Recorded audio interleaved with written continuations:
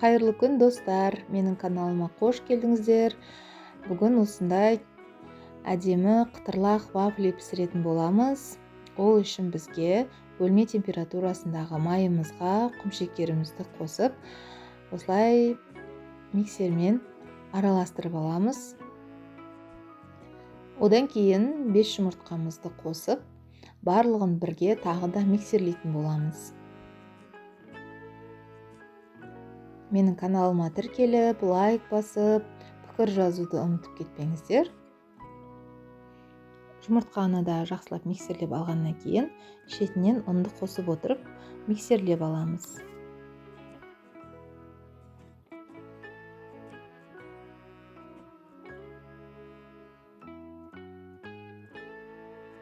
Ешқандай қамыр қопсытқыш, сода ешқандай қоспаймыз. Тек осы 4 затпен ғана әдемі қытырлақ вафлимізді пісіретін боламыз.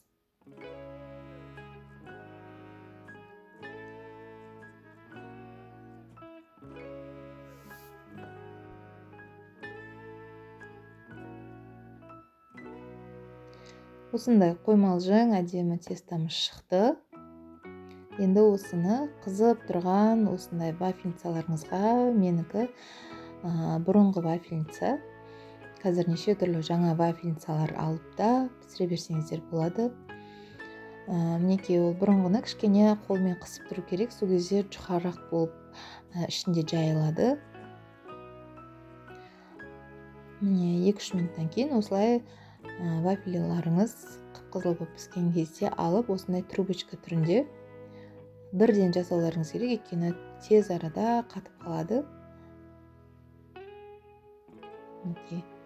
Осындай трубочка түрінде түйдік, және де гүл түрінде түйдім вафлиларды.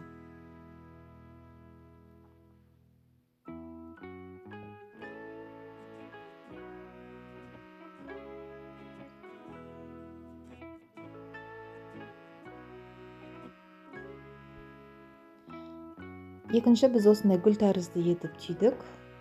Мінекей піскен кезде бірден ыстықтай күйінде түймесеңіздер, вафлиларыңыз тез ақ қатып қалады. Міне мына түрі де өте әдемі көрінеді. Барлықтарыңызды жасап көріңіздер. Дәмі өте ерекше, қытырлақ, үгітіліп тұр. Жасап көріңіздер барлықтарыңызда, ас болсын.